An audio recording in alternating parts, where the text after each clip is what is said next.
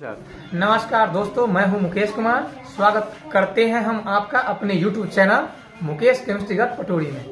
आज हम पढ़ेंगे संविधान का ही एक टॉपिक है, संविधान संशोधन। कुछ पढ़ लिए हैं, कुछ बाकी है। अब जो बाकी है उससे हम रूबरू होते हैं। देखते हैं 44वां संविधान संशोधन क्या है। 44वां संविधान संशोधन 1978 में किया जाता है। इसमें सामान्यतः जो भी 42वां संविधान संशोधन जो किया गया था, उसमें जो भी प्रावधान था वो काफी संविधान के लिए कह सकते हैं हानिकारक था। इसमें सर्वोच्च न्यायालय के पास जो भी शक्ति थी उसे कम कर दिया गया था काफी मात्रा तक। लोकसभा का, विधानसभा का कार्यकाल भी बढ़ा दिया गया था और उसी को कुछ मात्रा में अंकुश लगाने हेतु पुनः 2 साल बाद 44वां संविधान संशोधन 1978 में किया जाता है। देखते हैं क्या है 44वां संविधान संशोधन।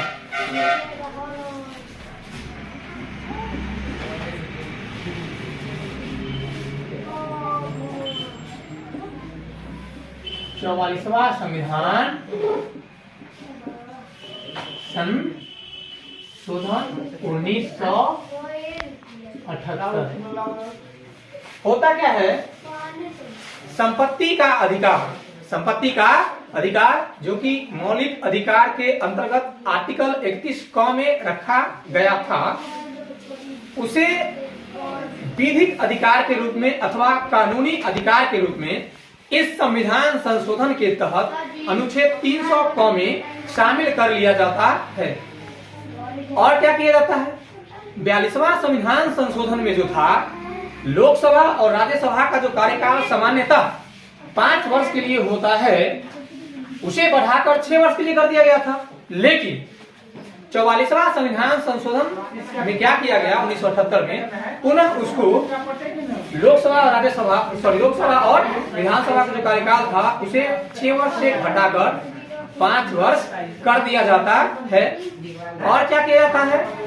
और यह किया जाता है कि जो राष्ट्रपति और उपराष्ट्रपति का जो निर्वाचन होता है, उससे संबंधित जो भी विवाद होते हैं उस पर प्रतिक्रिया अथवा उसका जो संचालन हो अथवा उसका जो विवाद का निपटारा हो, इस संबंधित अधिकार सर्वोच्च न्यायालय को दे दिया जाता है। और क्या किया जाता है? और किया जाता है आर्टिकल 352 राष्ट्रीय जो आपात है, वहां पे भी थोड़ा संशोधन किया जाता है। देखते हैं क्या क्या है। पहला कार्य इसके तहत जो किया गया, संपत्ति के अधिकार, संपत्ति के अधिकार को विधिक अधिकार कहिए अथवा कानूनी अधिकार कहिए।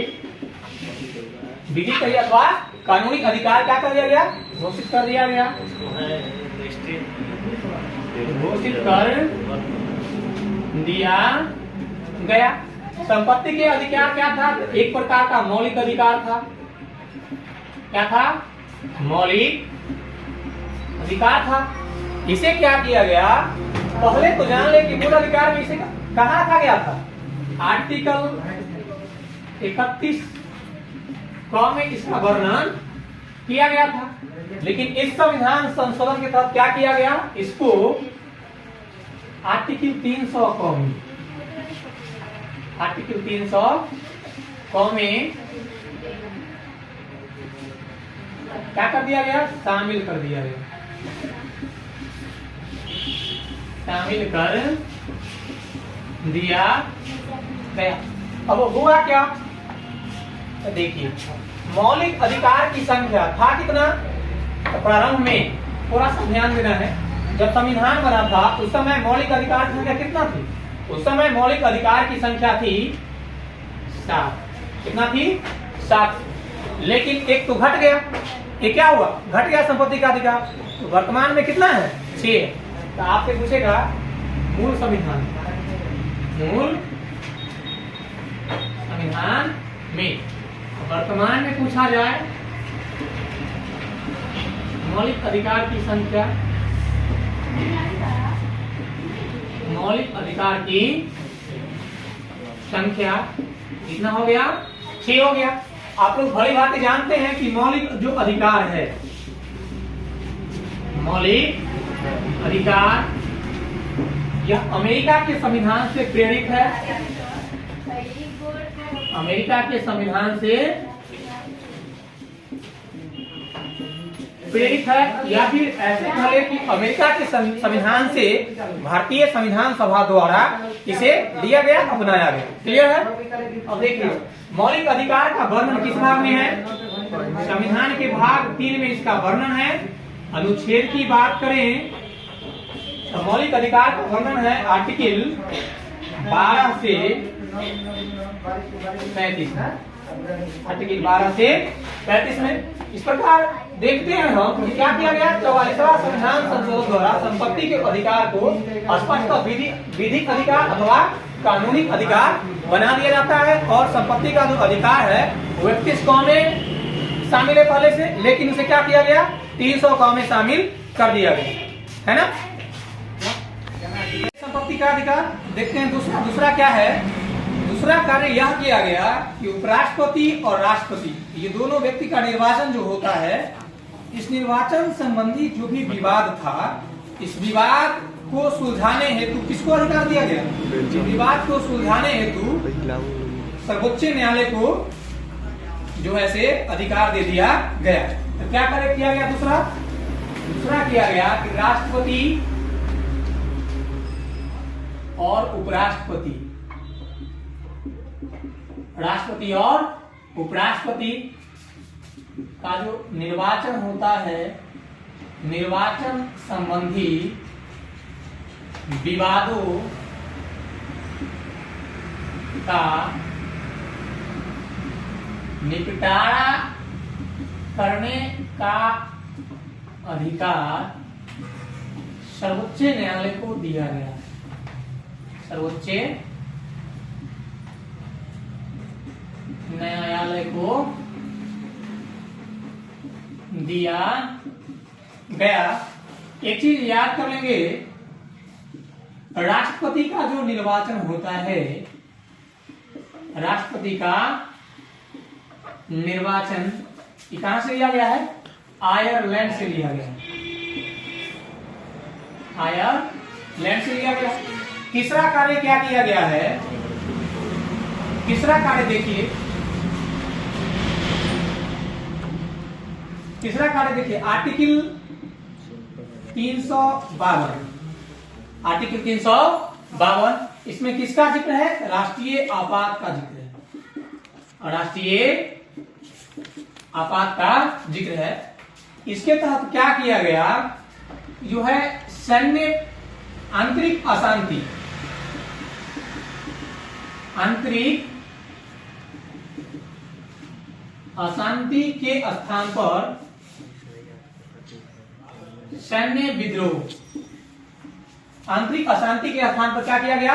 सैन्य विद्रोह को लाया गया। कहने का अभिप्राय है कि यदि राज्य में आंतरिक अशांति है, उस समय लग जाता, राज्य में आंतरिक अशांति हुआ करता था तो भी राष्ट्रीय आपात लग जाया करता था। लेकिन इससे होता क्या था कि आर्टिकल 352 का कुछ प्रधानमंत्री अथवा राष्ट्रपति द्वारा देखा गया। प्रधानमंत्री की सलाह से राष्ट्रपति काम करेगा ना, तो कुछ राष्ट्रपति प्रधानमंत्री का लीजिए, प्रधानमंत्री द्वारा देखा गया, जैसे इंदिरा गांधी द्वारा देखा गया कि उन्होंने इसका काफी क्या किया? दुरुपयोग किया। क्या किया? काफी दुरुपयोग किया। इसी दुरुपयोग से बचने के लिए ऐसा क्यों किया गया? तो क्योंकि इसका दुरुपयोग ना हो। क्यों किया गया? तो क्योंकि इसका दुरुपयोग न हो। पहले आंतरिक अशांति कहा के क्या किया था? राष्ट्रीय आपात लगा दिया जाता था, है ना। लेकिन अब क्या है? सैन्य विद्रोह होगा तभी राष्ट्रीय आपात लगाया जा सकता है। ऐसा प्रावधान आर्टिकल 352 के तहत किया गया। ठीक है, लिखिए इतना। किया गया चौथा वर्ग 42वां संविधान। हमने पहले ही आपको बताया 42वां संविधान संशोधन 1976 में क्या किया गया कि लोकसभा और विधानसभा का जो कार्यकाल हुआ करता था 5 वर्ष, इसे बढ़ाकर 6 वर्ष कर दिया गया था। पुनः 1978 में 44वां संविधान संशोधन के तहत उसे पुनः व्यवस्थित कर दिया गया। कहने का अभिप्राय है 6 से घटाकर पुनः 5 कर दिया गया। तो क्या था कि लोकसभा और विधानसभा, लोकसभा और विधानसभा का कार्यकाल 6 वर्ष से घटाकर 5 वर्ष कर दिया गया। 5 वर्ष कर दिया गया। ठीक है। 5वां काम क्या किया गया, देखिए यहां पे 42वां संविधान संशोधन में कहा गया कि राष्ट्रपति जो है मंत्रिपरिषद और उसके जो प्रधान है पीएम, उसके सलाह से काम करेंगे, उसके सलाह से काम करेंगे। और लोकसभा और राज्यसभा द्वारा कोई विधेयक पारित कर दिया जाता है तो उस पर राष्ट्रपति द्वारा क्या होगा, हस्ताक्षर करना बाध्यकारी होगा। कहने का अभिप्राय है कि यदि लोकसभा और राज्यसभा दोनों में विधेयक पारित हो जाता है तो राष्ट्रपति को भी पास करना पड़ेगा। ऐसा प्रावधान 42वां संविधान संशोधन के द्वारा किया गया। नहीं लगता है कि ऐसा रहता तो संसद जब चाहती तब संविधान के किसी भी भाग में संशोधित कर उसका दुरुपयोग कर सकती थी, जो कि क्या था, जनता के लिए हानिकारक था, किसी भी देश के लिए हानिकारक था। ठीक है। तो क्या किया गया, इस संविधान संशोधन के तहत राष्ट्रपति करेगा, साइन तो करना ही है, उसको विधि बनेगा तो करेगा ही करेगा। लेकिन क्या होना चाहिए, इसके लिए यह होना चाहिए कि लोकसभा में बिल पारित हो अथवा राज्यसभा में बिल किसी में जा सकता है, या तो लोकसभा में पहले जाए अथवा राज्यसभा में जाए। ये दोनों पारित करके किसके पास भेजेगा, राष्ट्रपति के पास भेजेगा। और ये कहा गया कि राष्ट्रपति अपना विवेकानुसार यदि उचित समझे तो उस पर साइन कर सकते हैं, अथवा कुछ परिवर्तन चाहते हैं तो उस बिल को पुनः सदन के पास भेज सकते हैं और सदन उस पर विचार विमर्श करेगी। यदि उसमें कोई त्रुटि है अथवा कुछ छूट गया है, होता है ना आनंद फानंद में जल्दी में कोई बिल बनाना पड़ता है और जल्द में ही कोई बिल मान लीजिए बन गया, अब बिल बनना इतना आसान भी नहीं होता है। वहां मत चाहिए संसद के दोनों सदनों का, समझ रहे हैं, बैठक सही से प्रायोजित हो तब जाकर तो बिल बनेगा। लोकसभा में पास हो, राज्यसभा में पास हो, लंबी प्रक्रिया है ना। तो क्या कहा गया कि राष्ट्रपति द्वारा उस बिल को एक बार लौटाया जा सकता है, जिसपे दोनों सदन विचार विमर्श करेगी और विचार विमर्श करने के तत्पश्चात पुनः उसे राष्ट्रपति के पास संशोधित करके अथवा बिना संशोधन के लौटाएगी। तो राष्ट्रपति बाध्यकारी है साइन करने के लिए। कब, जब लौटा देगी तब। थोड़ा इसको समझिए। कोई विधि कब बनता है, मान लीजिए कि विधेयक है, कोई क्या है, विधेयक है, ये हो गया आपका संसद, विधेयक है, हो गया संसद। संसद में आपका क्या क्या है, संसद में आपका राष्ट्रपति है, लोकसभा है और है राज्यसभा। राष्ट्रपति, लोकसभा, राज्यसभा तीनों से मिलकर क्या बनता है, संसद बनता है। ये विधेयक पहले कहां जाएगा, मान लेते किसी में जा सकता है, हो सके तो लोकसभा में जाएगा अथवा राज्यसभा में जाएगा, किसी में प्रारंभ हो सकता है। यानी विधेयक किसी भी सदन में जा सकता है। ये कोई बाध्य नहीं है कि राज्यसभा में जाए अथवा लोकसभा में जाए। ठीक है। तो देखिए, लेकिन धर्म विधेयक के संबंध में कौन है, लोकसभा का मतलब चलता है धर्म विधेयक, क्लियर। राज्यसभा का नहीं चलता है। अब मान लीजिए राज्यसभा में गया, राज्यसभा पास कर दिया, राज्यसभा विधेयक को क्या किया, पास कर दिया, विधेयक क्या किया, पास कर दिया। इस विधेयक को कहां भेज दिया, लोकसभा में। लोकसभा में क्या करता है, पास कर देता है और पुनः किसके पास भेज देता है, राष्ट्रपति के पास। राष्ट्रपति स्वेच्छा अनुसार उस विधेयक को देखेंगे और क्या करेंगे, साइन कर भी सकते हैं अथवा एक बार पुनः सदन को लौटा सकते हैं। पुनः सदन को क्या करेंगे, लौटा सकते हैं। अब सदन क्या करेगी, सदन विधेयक पर विचार विमर्श करेगी अथवा सदन को ऐसा लगेगा कि हाँ उचित है, इसमें कुछ संशोधन और किया जा सकता है, तो सदन क्या करेगी, उसमें संशोधन करेगी।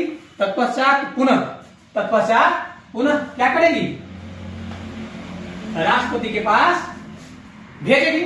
अब राष्ट्रपति यहाँ पे साइन करने के लिए बाध्यकारी होगा।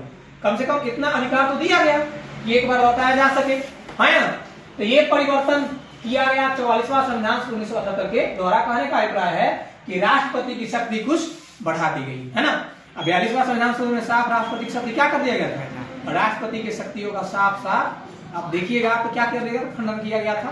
कुछ वैल्यू ही नहीं लगा था राष्ट्रपति को। जो प्रधानमंत्री का है, जो मंत्रिपरिषद सलाह दे, उसके अनुसार उसके अनुरूप उनको कार्य करना पड़ता था। ये खामियाजा थी, है ना। तो ये आपका 44वां संविधान संशोधन कंप्लीट होता है, ठीक है।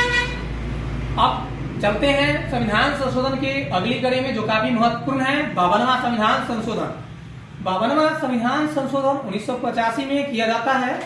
इसके तहत संविधान में 10वीं अनुसूची जोड़ा जाता है, अथवा यूं कह ले कि 10वीं अनुसूची का प्रावधान किया जाता है, जिसमें दल बदल से संबंधित जो भी प्रावधान है वो किया गया है।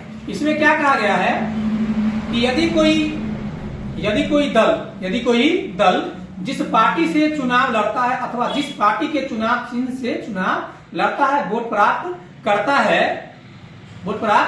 है, अपनी स्वेच्छा से, इच्छा से उस पार्टी को छोड़कर दूसरे पार्टी में चला जाता है, तो उसे अयोग्य घोषित कर दिया जाएगा। लेकिन उस पार्टी के 1/3 सदस्य, उस पार्टी के 1/3 सदस्य यदि अपना अलग पार्टी बनाना चाहे, तो वो अयोग्य घोषित नहीं होगा। कहने का अभिप्राय है कि 1/3 यानी 33% लोग यदि चाहे कि हम अपना क्या करें, अलग पार्टी बनाएं, तो उस पर अयोग्यता लागू नहीं होगा। ये संसद के सदस्य और विधान मंडल के सदस्य दोनों पे लागू है। देखते हैं क्या है 52वां संविधान संशोधन 1985, है ना। क्या कहा गया कि संसद के सदस्य हो या क्या हो, विधान मंडल के सदस्य हो, ठीक है। अब संसद के सदस्य हो अथवा विधान मंडल के सदस्य हो, क्या करेगा, चुनाव तो लड़ेगा ही लड़ेगा। तो मान लेते हैं कोई लड़ा कांग्रेस पार्टी से चुनाव, क्या लड़ा, कांग्रेस पार्टी से क्या लड़ता है, चुनाव लड़ता है। कांग्रेस पार्टी से क्या लड़ता है, चुनाव लड़ता है और जीत जाता है। और क्या होता है, जीत जाता है। और जीतने वालों की संख्या कितना मान लेते हैं, जीतने वालों की संख्या कितना हो, तो 243 मान लेते हैं। जीतने वाले की संख्या क्या हो, 243 हो। अब बताइए कांग्रेस पार्टी का चुनाव चिन्ह क्या है, चुनाव चिन्ह क्या है, पंजा, है ना। कांग्रेस पार्टी बना कब, 28 दिसंबर 1850। अब कोई उम्मीदवार है, जितने भी उम्मीदवार है, कांग्रेस पार्टी जितने भी सदस्यों को अपनी उम्मीदवारता देता है अथवा उसे खड़ा करता है ना, चुनाव जीतने हेतु अथवा चुनाव लड़ने हेतु। तो चुनाव चिन्ह पंजा है। अब पंजा के नाम पर, पंजा चिन्ह के नाम पे क्या करेगा, 243 सदस्य जो है वोट प्राप्त कर लेता है। अब ये सदस्य चाहता है कि हम बीजेपी में ज्वाइन कर लें। क्या चाहता है सदस्य, कि भारतीय जनता पार्टी में हम ज्वाइन कर ले। इसका चुनाव चिन्ह क्या है, चुनाव चिन्ह कमल। इसका चुनाव चिन्ह क्या है, कमल है। तो कोई एक सदस्य, मानते हैं कि इसमें से कोई एक सदस्य निकला, इसमें चला गया, एक सदस्य निकला और इसमें चला गया, तो इसका दल कौन था, इसका पहले दल था कांग्रेस, यानी भारतीय राष्ट्रीय कांग्रेस। लेकिन अब इसका दल तो चेंज हो गया, ये किसमें आ गया, भारतीय राष्ट्रीय जनता, बीजेपी, भारतीय जनता पार्टी में आ रहा है। नहीं। तो कहने का अभिप्राय यह है कि अपना दल क्या कर रहा है, कि जो एक सदस्य है अपना दल परिवर्तन कर रहा है, अपना दल का क्या कर रहा है, परिवर्तन कर रहा है। अब कहा गया कि कोई भी सदस्य जो क्या करेगा, दल का परिवर्तन करेगा, उसे अयोग्य घोषित कर दिया जाएगा। क्या कर दिया जाएगा, यानी सदस्यता उसकी समाप्त कर दिया जाएगा, यानी अयोग्य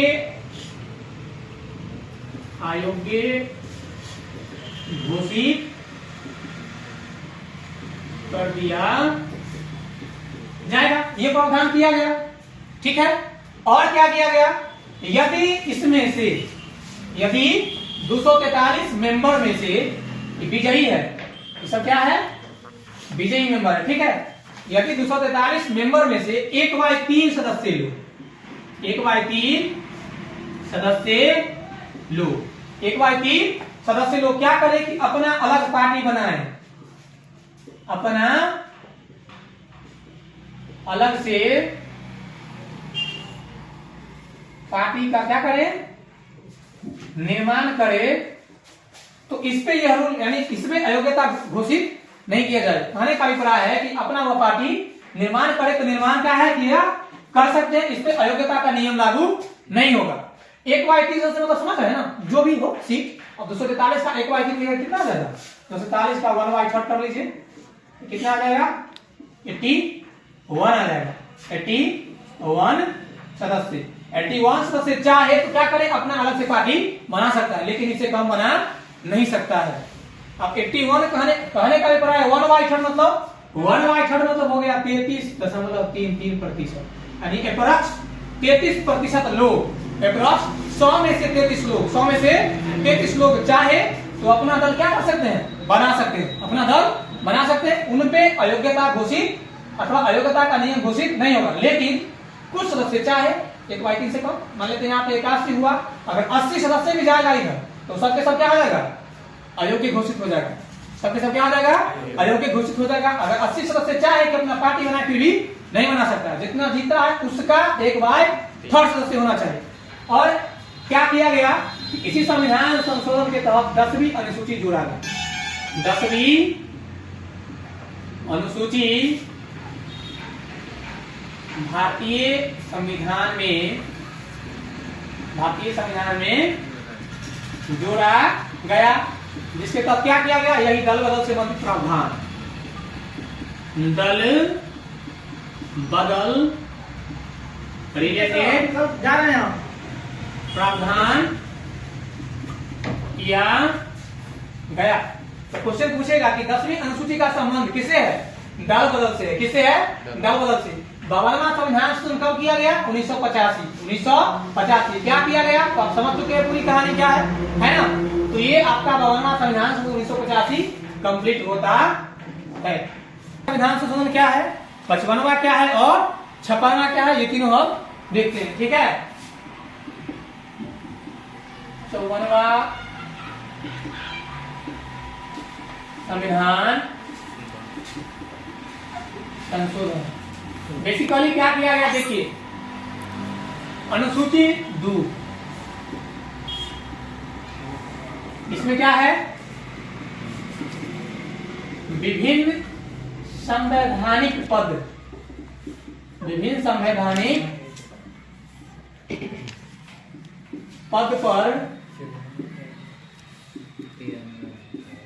आसीन व्यक्तियों के वेतन और भत्ते का प्रावधान है इसमें, है ना। तो संसद को, किसे, मेरे भाई संसद को क्या दिया गया, तो संसद को यह अधिकार दिया गया कि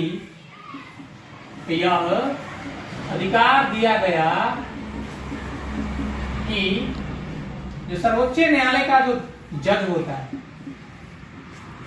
जो सर्वोच्च न्यायालय का जज होता है, इसका क्या करे, तो इसका वेतन में वृद्धि कर सके। यानी कहने का अभिप्राय है, संसद को यह अधिकार दिया गया कि सर्वोच्च न्यायालय के जज का क्या करे, वेतन का वृद्धि कर सके। सर्वोच्च न्यायालय में क्या करे, सर्वोच्च न्यायालय का जो जज होता है उसके वेतन में क्या करे, वृद्धि कौन करेगा, संसद। और क्या किया गया, अनुसूची 2 के भाग डी में संशोधन किया गया। अनुसूची 2 के भाग डी में संशोधन किया गया। इतना ही था, क्लियर। अगला देखिए 55वां संविधान संशोधन। 55वां संविधान संशोधन, इसके तहत क्या किया गया कि अरुणाचल प्रदेश को,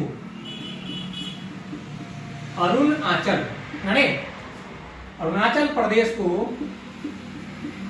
भारत का 24वां राज्य बनाया गया। ठीक है, भारत का 24वां राज्य बनाया गया। ठीक है, 24वां राज्य बनाया गया। एक और महत्वपूर्ण संविधान संशोधन है 56वां संविधान संशोधन। 56वां संविधान संशोधन 1987 में होता है। इसके तहत गोवा को भारतीय राज्य का 25वां जो है राज्य बनाया गया।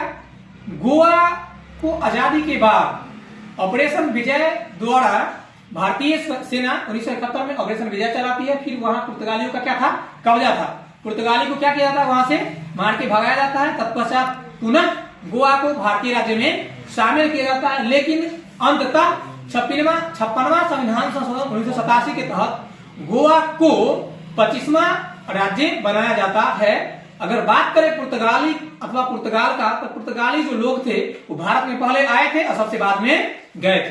ठीक है, इतना बात आपको ध्यान रखना है। यहां देखिए 56वां संविधान संशोधन, 56वां संविधान संशोधन कब किया गया, 1987। क्या किया गया, गोवा को क्या किया गया, राज्य बनाया गया। किसका राज्य, भारत का राज्य बनेगा, अपना देश का राज्य बनेगा। लेकिन 25वां राज्य, कौन सा राज्य, 25वां राज्य बनाया गया। और इस 1971 में क्या किया जाता है, ऑपरेशन विजय चलाया जाता है। ऑपरेशन विजय चलाया जाता है। लगभग 36 घंटा का संघर्ष होता है भारतीय सेना में और पुर्तगाली सेना में। फिर अंततः पुर्तगाली सेना हार मानती है, समर्पण करती है और तत्पश्चात गोवा भारतीय राज्य संघ में मिल जाता है। क्लियर है। लेकिन आगे चलकर 1987 में क्या होता है, गोवा को 25वां राज्य बनाया जाता है। आप अच्छा तरह जानते हैं, थोड़ा सा ध्यान देंगे। 26वां राज्य 1 नवंबर 2000 ईस्वी को बनता है। कौन, छत्तीसगढ़ है ना, छत्तीसगढ़ बनता है 26वां राज्य, है ना। 9 नवंबर 2000 ईस्वी को बनता है झारखंड, सॉरी उत्तराखंड बनता है उत्तर प्रदेश से टूटकर, और ये है 27वां राज्य, है ना। और 15 नवंबर 2000 ईस्वी को बनता है झारखंड, है ना। ये बनता है 28वां राज्य। और नवीनतम राज्य की बात करें तो 2 जून 2014 बनता है तेलंगाना। कैसा राज्य हो गया, 19वां राज्य। लेकिन वर्तमान की बात करें तो कितना है, 28 स्टेट है और 8 यूटी है। आप लोग जानते हैं 31 अक्टूबर 2019 को क्या किया गया था, जम्मू कश्मीर और लद्दाख 2 यूटी बनाया गया था। ठीक है, ठीक है, यहाँ तक ठीक है। देखिए 61वां संविधान संशोधन 1989, इसमें क्या किया गया, जो मत डालने का उम्र था पहले 21 वर्ष निर्धारित था, उसे घटा के 18 वर्ष कर दिया गया। भारतीय संविधान के अनुच्छेद 326 में वयस्क मताधिकार का वर्णन है। किसका वर्णन है, वयस्क मताधिकार का। ठीक है, उसी के आधार पे क्या होता है, भारत में मतदान व्यवस्था चलता है, तो मत कोई भी व्यक्ति डालता है। देखिए 61वां संविधान संशोधन 1989, बेसिकली क्या किया गया, मत डालने का उम्र 21 वर्ष से घटाकर 18 वर्ष कर दिया गया। ठीक है, अगला आर्टिकल 326, इसमें क्या वर्णन है? वयस्क मतदान जो होगा किसके आधार पर होगा? मतदान वयस्क, सीधा सीधा ऐसे लिखिए कि वयस्क मताधिकार। 326 में किसका वर्णन है? वयस्क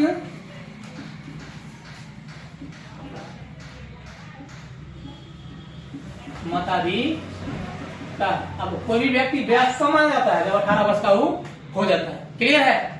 एक और बताइए, आर्टिकल 324 का संबंध किससे? क्यों पूछना है? क्योंकि आज का दिन है इसलिए पूछना है। आर्टिकल 324 का संबंध है निर्वाचन आयोग से। किससे है? निर्वाचन आयोग से है। इसका गठन हुआ था 25 जनवरी 1950 को। कब हुआ था? 25 जनवरी 1950 को। इसीलिए 25 जनवरी को क्या मनाया जाता है? मतदाता दिवस मनाया जाता है। मतदाता दिवस है ना? कोई दिक्कत? 25 जनवरी को मतदाता दिवस मनाया जाता है। यहां तक क्लियर है? हाँ? अगला देखिए 65वां संविधान संशोधन। 65वां संविधान संशोधन, इसके द्वारा क्या किया गया? आर्टिकल 338 है, इसमें थोड़ा संशोधन किया गया। क्या किया गया? संशोधन किया गया और कहा गया राष्ट्रीय अनुसूचित जाति तथा जनजाति आयोग का गठन का क्या किया गया? प्रावधान किया गया। बात करें आर्टिकल 338 की, इसमें और बात करते हैं आर्टिकल 338 क की। ठीक है, इसमें क्या वर्णन है? इसमें है राष्ट्रीय अनुसूचित जाति, राष्ट्रीय अनुसूचित जाति का वर्णन। ठीक है, इसमें राष्ट्रीय अनुसूचित जनजाति का वर्णन है। ये दोनों महत्वपूर्ण हैं, आप ध्यान रखिएगा। एक और बच जाता है। ठीक है, इतना लिखिए। बोलिए। 69वां संविधान संशोधन 1991। इसके तहत क्या किया गया कि दिल्ली को राष्ट्रीय राजधानी घोषित कर दिया गया। दिल्ली को राष्ट्रीय राजधानी घोषित कर दिया गया और क्या किया गया कि दिल्ली संघ शासित क्षेत्र के लिए, दिल्ली संघ शासित क्षेत्र हेतु मंत्रिमंडल और मंत्रिपरिषद का गठन का प्रावधान किया गया। ठीक है, फिलहाल देखते हैं यहाँ क्या किया गया। दिल्ली को राष्ट्रीय राजधानी क्षेत्र घोषित कर दिया। दिल्ली को राष्ट्रीय राजधानी क्षेत्र घोषित कर दिया गया और क्या किया गया कि दिल्ली संघ शासित क्षेत्रों हेतु अथवा क्षेत्र हेतु मंत्रिपरिषद तथा विधान मंडल के गठन को मंजूरी दे दी गई। एक बात बताइए, दिल्ली को राजधानी कब बनाया गया? तो इतिहास का है, थोड़ा सा सुन लीजिए। दिल्ली दरबार लगता था, अंग्रेज द्वारा अपने शान शौकत को दिखाने हेतु मेला तरह का आयोजन किया जाता था दिल्ली, जिसे दिल्ली दरबार कहा जाता था। यह सामान्यतः लगाया जाता था फर्श में भी लगा तो लगता था, लेकिन 3 को लगा। अब तक इतिहास में नजर डाले तो कितना लगा है? 3 लगा। दिल्ली दरबार, दिल्ली दरबार कितना लगा है? देखिए 1877 से लेकर 1911 के बीच में 3 लगा। कितना? 3 दरबार लगाया गया है। 1877 में लगाया गया था। इस समय किसका कार्यकाल था? लॉर्ड लिंटन का कार्यकाल था। किसका था? लॉर्ड लिंटन का था। 1911 में किसका कार्यकाल था? लॉर्ड हार्डिंग द्वितीय, लॉर्ड हार्डिंग द्वितीय। इसी में क्या किया? इसी में आए थे जॉर्ज पंचम, जॉर्ज पंचम प्रथम बार आए थे राजा वहां का, ठीक है ना? तो महारानी ही आया करती थी। और इनके साथ में आई थी इनकी महारानी थी, इनकी महारानी का नाम था मैडम मेरी। क्या था? मेरी केवल लिखी, इनकी महारानी आई थी मेरी, ठीक है। इन्होंने क्या किया था? तो इन्होंने राजधानी जो है उस समय कोलकाता हुआ करती थी। कहाँ हुआ करती थी? राजधानी यहाँ पे कोलकाता हुआ करती थी, ठीक है। इसको सेंटर में शिफ्ट कर दिया गया। मान लेते हैं यहाँ दिल्ली है, राजधानी को कोलकाता से कहाँ शिफ्ट कर दिया गया? दिल्ली में शिफ्ट कर दिया गया। कहने का अभिप्राय है कि जॉर्ज पंचम द्वारा घोषणा कर दिया गया था इसमें कि राजधानी को क्या कर दिया जाए? राजधानी को कोलकाता से दिल्ली स्थानांतरण